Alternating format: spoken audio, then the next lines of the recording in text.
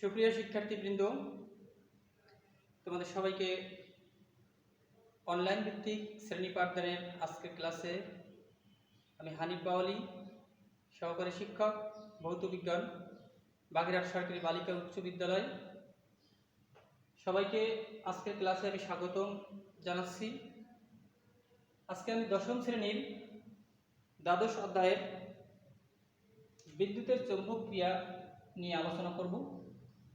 তোমরা যারা আমার ক্লাস দেখবে তারা খাতা এবং কলম নিয়ে অত্যন্ত মনোযোগ সহকারে ক্লাসটা ফলো করো। তাহলে আমাদের আজকের চ্যাপ্টারের আলোচ্য বিষয় হচ্ছে বিদ্যুতের চৌম্বক ক্রিয়া। অধ্যায়টা তিনটি শব্দ নিয়ে গঠিত। একটি হচ্ছে বিদ্যুৎ, একটি চৌম্বক, আর একটি ক্রিয়া।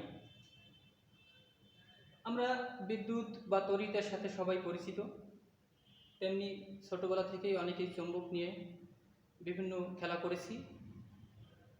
আর আজকে আমরা যেটা শিখব সেটা হচ্ছে এই বিদ্যুৎ এবং চৌম্বক। এটা আমরা বেসিক্যালি জানি যে দুটো ভিন্ন শব্দ, কিন্তু এই দুটি ভিন্ন শব্দের সাথে যে অন্তরঙ্গ একটা মিল এবং সেই মিলের সমন্বয় ঘটিয়ে প্রযুক্তির যে বিভিন্ন উত্তরোত্তর উন্নতি হয়েছে এবং আমরা সেটা ব্যবহার করছি, তারই আলোচনা হবে আজকের এই অধ্যায়ের মূল বিষয়বস্তু। তাহলে শুরুতে আমি তোমাদেরকে চুম্বক বিষয়ে দুটি কথা বলবো। চুম্বক বা চৌম্বক, এই বস্তুটির উৎপত্তি কোথায়, কিভাবে আসলো আমাদের বিজ্ঞান জগতে বা আমার মানব সমাজ এই চুম্বকের সাথে পরিচিত হলাম। প্রাচীনকালে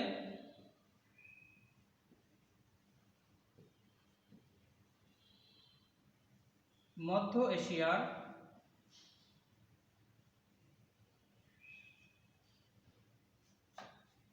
ম্যাগনেসিয়া নামক অঞ্চলে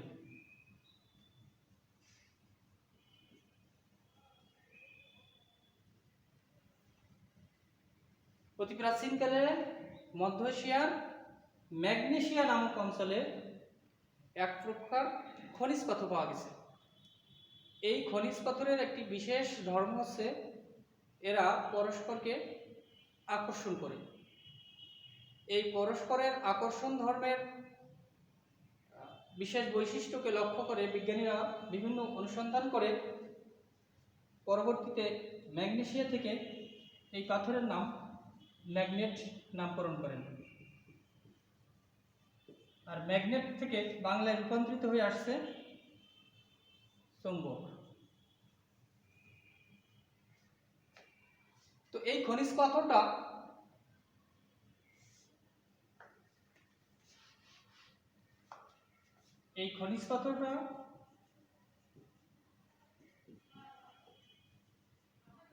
তখনকার দিনে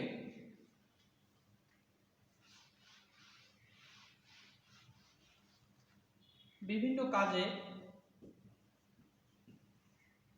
ব্যবহার করা হতো।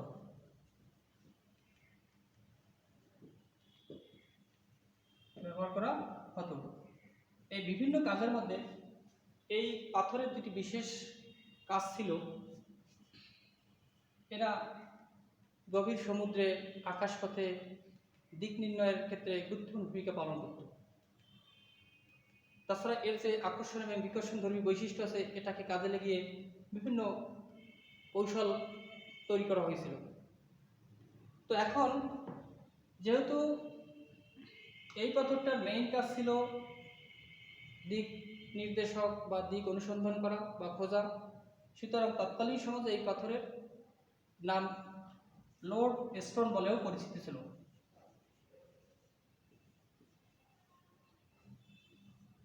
অর্থাৎ অনুসন্ধানী পাথর। আচ্ছা, আমরা এদিকে বেশি যাব না। এছাড়া আমরা জানি চৌম্বক বা একটু চৌম্বকের প্রকারভেদ নিয়ে আমি দুটো কথা বলবো।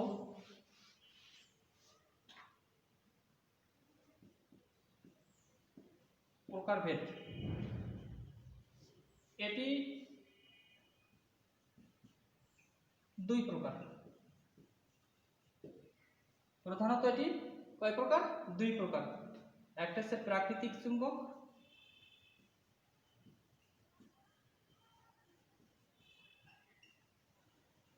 আর একটা হচ্ছে কৃত্রিম চুম্বক।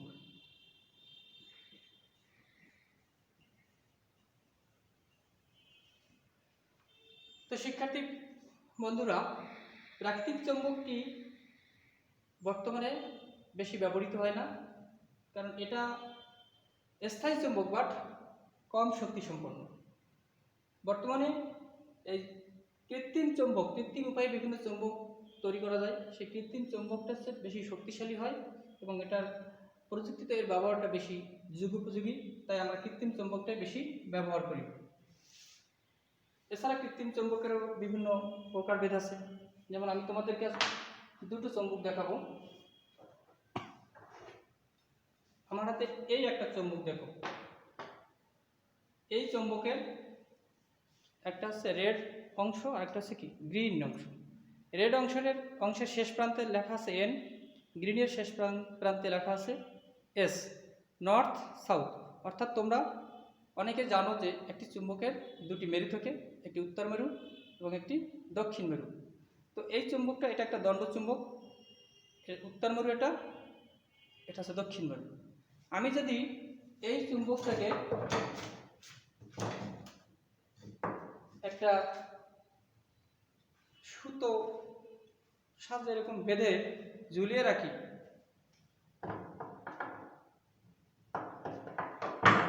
এরকম ঝুলিয়ে রাখি, তাহলে তোমরা দেখতে পারবে, তোমরা বাসায় এই পরীক্ষাটা করতে পারো যে চুম্বকের যে দিক নির্দেশক ধর্মটা বলতে কি বোঝায়, অর্থাৎ এটা কীভাবে দিক নির্দেশ করে। চুম্বকের এই বিশেষ ধর্মটি হলো, তুমি একটি চুম্বককে এভাবে ঝুলিয়ে রাখবে, দেখবে অল টাইম এটি উত্তর দক্ষিণ বরাবর মুখ করে থাকে। এই উত্তর দক্ষিণ যদি আমরা আইডেন্টিফাই করতে পারি কখনো কোনো স্পেসে, তাহলে অপর পূর্ব পশ্চিম আইডেন্টিফাই করতে পারবো। তো এই ধর্মকে ব্যবহার করে কম্পাসের সাহায্যে আমরা বিভিন্ন দিক অবস্থান নির্ণয় করি। ওকে, আচ্ছা, তাহলে এটা কি চুম্বক? দণ্ড চুম্বক। এছাড়া আরও বিভিন্ন প্রকার চুম্বক আছে, যেমন শলাকা চুম্বক, তারপরে ইউ আকৃতির চুম্বক। এই একটা চুম্বক দেখো, এটা ইউ আকৃতির, এর এই যে এটা হচ্ছে নর্থ, অর্থাৎ north pole and south pole, উত্তর মেরু এবং দক্ষিণ মেরু। এই মেরুদয় এরকমের বাঁকিয়ে দুই প্রান্ত পরস্পরে কি কাছাকাছি আনা হয়েছে, এই জন্য এই চুম্বকটা বেশি শক্তিশালী, এই চুম্বক ক্ষেত্রটা কি বেশি শক্তিশালী। তো এই চুম্বকের ব্যবহারটা আমরা পরবর্তী বিভিন্ন ডিভাইসে আলোচনা করব। তাহলে তোমাদেরকে আমি দুটো চুম্বক দেখালাম, একটা দণ্ড চুম্বক আর একটা ইউ আকৃতির চুম্বক। এখন আমরা আমাদের ক্লাস অধ্যায়ের মূল যে আলোচনা, সেটা হচ্ছে কি বিদ্যুতের চৌম্বক ক্রিয়া। এটা নিয়ে একটু দেখো। আমি একটা সাপোজ এই মনে করে একটা তার, এখন যে বিষয়টা সেটা কি বিদ্যুতের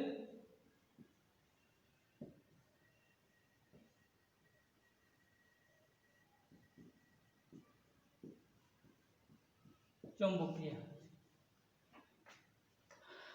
বিদ্যুতের চৌম্বক ক্রিয়া, এটা আমি কি একটা তার মনে করি, একটা পরিবাহী তার, এর মধ্যে থেকে বিদ্যুৎ চলাচল করতে পারে। এই তারটাকে আমি যদি কোনো বিদ্যুৎ কানেক্টর, তড়িৎ উৎস যেমন ব্যাটারি আছে, বিভিন্ন কোষ আছে, এর সাথে সংযোগ দিই। সাপোজ আমি একটা ব্যাটারির সাথে সংযোগটা দিলাম, এটা ব্যাটারির ধনাত্মক প্রান্ত, এটা ঋণাত্মক প্রান্ত।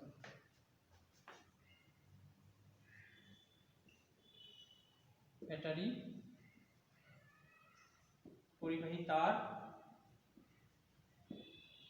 এই তারটা ঘুরে এভাবে এসে এখানে মিশেছে। এখন তোমার বিদ্যুতের সুবিধার জন্য তুমি যদি এখানে একটা সুইচ ব্যবহার করো, তাহলে এই সুইচটা যদি তুমি অন করো, বিদ্যুৎ ধনাত্মক প্রান্ত থেকে ব্যাটারির ঋণাত্মক প্রান্তের দিকে আসবে। যদি সুইচটা অফ করো, তাহলে বিদ্যুৎ আর চলাচল করতে পারবে না। তাহলে এই যে একটা পরিবাহী তারকে ব্যাটারির সাথে সংযোগ দিলাম, একটা সুইচ ইউজ করলাম, এই সার্বিক অবস্থাকে কি বলে? সার্কিট বা বর্তনী, যেটা তোমরা পূর্বের অধ্যায়ে শিখেছ। এই বর্তনীতে তড়িৎটা এভাবে চলতেছে।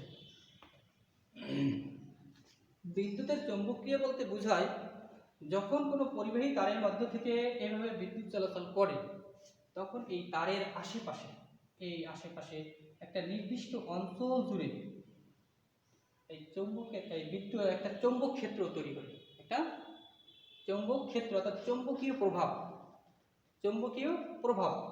এই চৌম্বকীয় প্রভাব বা চৌম্বক ক্ষেত্র এটা একটা বিষয় এখানে আলোচনা আছে, এটা আমি তোমাদের পরে বলতেছি। তাহলে কি তো বন্ধুরা, বিদ্যুতের চৌম্বকীয় বলতে বোঝায় এখানে তোমাদের বলছিলাম কি যে তারের আশেপাশে একটা চৌম্বকীয় প্রাবল্য বা চৌম্বক ক্ষেত্র ক্রিয়েট হবে।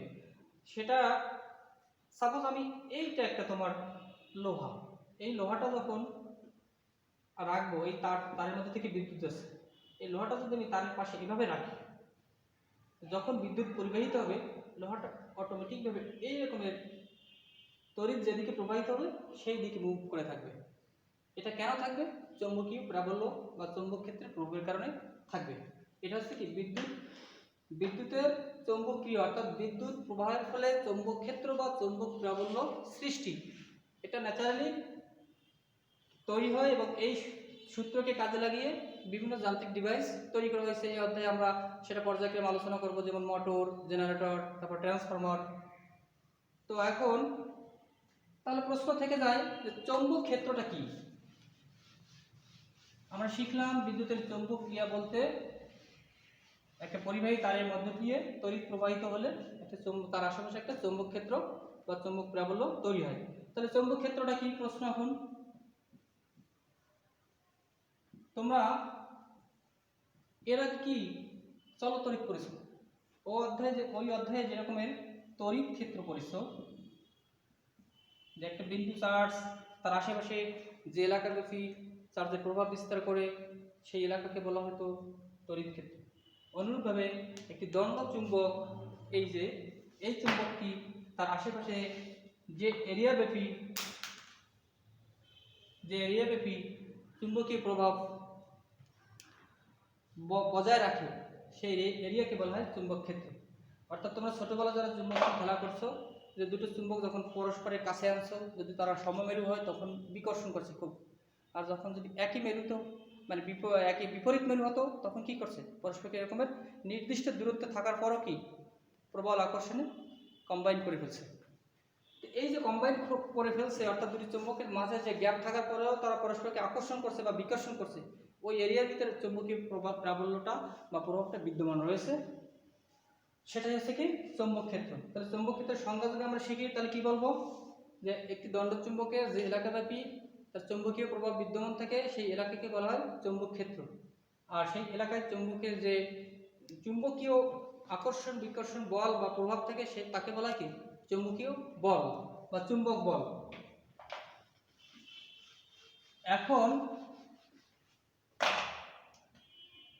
এটা একটা তার, আমি তোমাদের বিদ্যুতের চৌম্বক ক্রিয়ার একটা পরীক্ষা বিজ্ঞানী ওয়েরস্টার যেটা করেছেন, যে বিদ্যুৎ কোনো পরিবাহী তারের মধ্যে থেকে যদি তড়িৎ চলাচল করে সেক্ষেত্রে চৌম্বক ক্ষেত্র বা চৌম্বক বলরেখার দিকটা কিভাবে আমরা নির্ণয় করব এই জিনিসটা শিখাবো। অর্থাৎ তুমি যদি মনে করো এটা একটা চৌম্বক,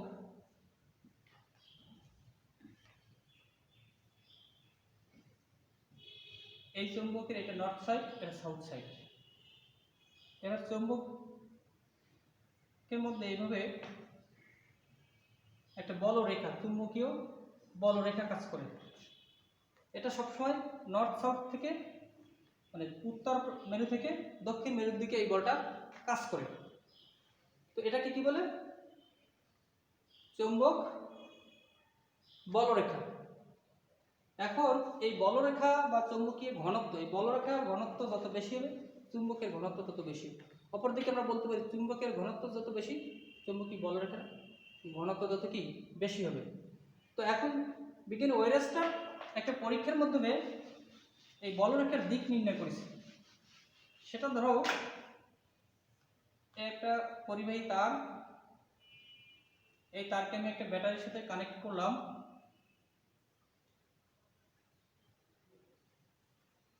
তো এখন আমি এই সার্কিটটাকে একটা কাগজ পৃষ্ঠের মধ্যে ছিদ্র করে সার্কিটটা প্রবেশ করাবো। অর্থাৎ এটা কাগজ পৃষ্ঠের মধ্যে একটা পরিবাহী তার এভাবে প্রবেশ করে একটা সার্কিট তৈরি করলাম। এখন এই কাগজের উপর আমি ক্ষুদ্র ক্ষুদ্র অনেকগুলো চৌম্বক শলাকা রাখলাম। তো বন্ধুরা, বিদ্যুৎ যখন এই পরিবাহী তার থেকে এভাবে পরিবাহিত হবে, তখন দেখা গেছে কাগজের এই চৌম্বক শলাকাগুলো পূর্বে ছিল এলোমেলোভাবে, কিন্তু যখন বিদ্যুৎ পরিবাহিত হলো তখন এই শলাকাগুলো একটি নির্দিষ্ট বৃত্তাকার পথে এরকমের এরা ঘুরতেছিল। তো এইটা হচ্ছে চৌম্বক বলরেখা বা চৌম্বকীয় প্রভাব।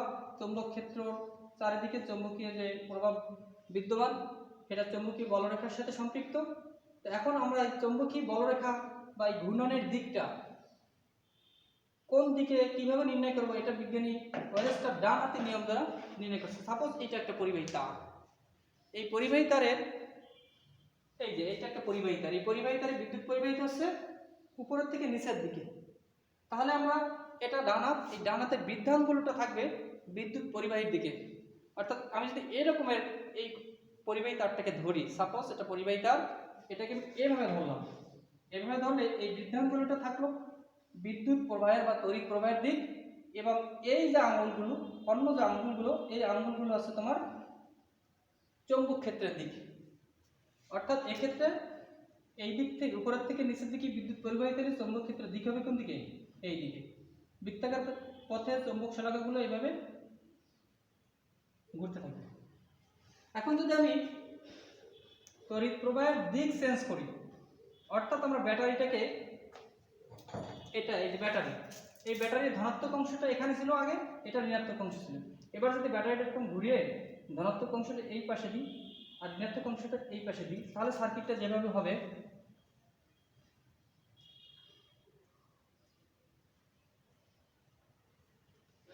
প্লাস মাইনাস,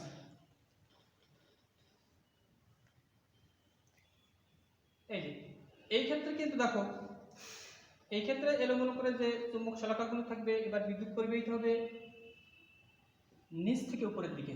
তাহলে নিচ থেকে যদি উপরের দিকে হয়, ডানাতে নিয়মের শর্ত ছিল বৃদ্ধাঙ্গুলটা থাকবে তড়িৎ প্রবাহের দিকে। তাহলে এবার আমরা যদি এইভাবে ধরি, এই যে পরিবাহী তারটা, এই আমরা যদি এভাবে ধরি, বৃদ্ধাঙ্গুলটা এবার উপরের দিকে, তাহলে এই দিকে তড়িৎ যাচ্ছে, আর অন্য আঙ্গুলগুলো কোন দিকে? এই দিকে। সেটাকে আমরা কিভাবে দেখাতে পারি?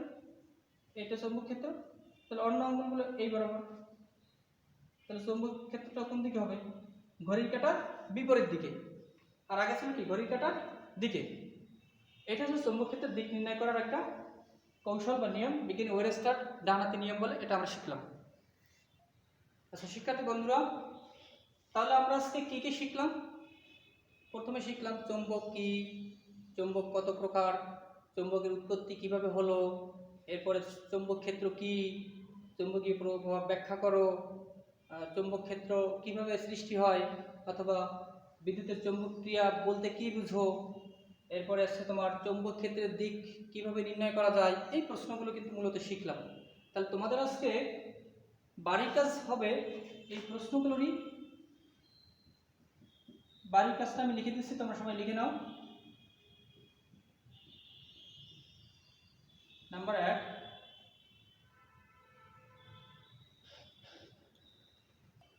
চৌম্বকের উৎপত্তি সম্পর্কে আলোচনা করো।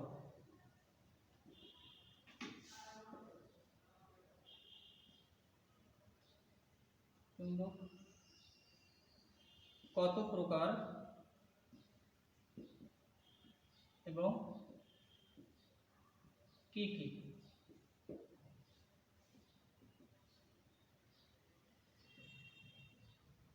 চৌম্বক ক্ষেত্র এবং চৌম্বক বলরেখা বলতে কি বুঝো? আর শিখলাম হচ্ছে কি চৌম্বক ক্ষেত্রের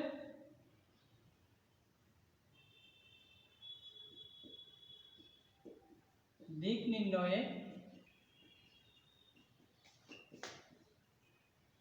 ওয়েরস্টারের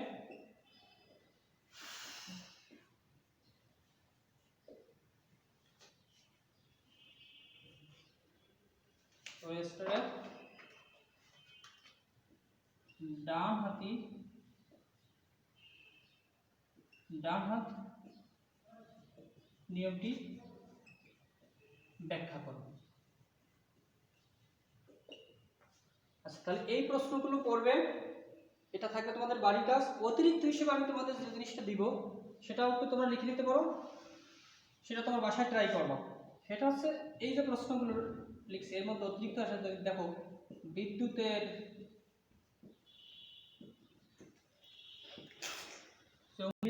চৌম্বক ক্রিয়া ব্যাখ্যা করো। এর সাথে থাকবে চৌম্বক ও অচুম্বক পদার্থ বলতে কি বোঝো?